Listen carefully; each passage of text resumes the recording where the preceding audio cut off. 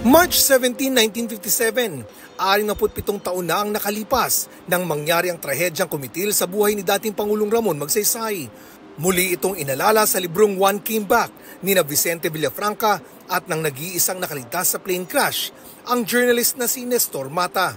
Unang inilathala noong 1957, isinilaysay sa libro ang mga huling sandali ni dating Pangulong Magsaysay sa loob ng C-47 Army plane na tinawag na Mount Pinatubo. Nitong March 18, nagkaroon ng commemorative launch ng panibagong edisyon ng One Came Back sa tulong ng pamilya ni Mata, University of Santo Tomas Miguel de Benavides Library at Art Angel Commercial Quests Incorporated.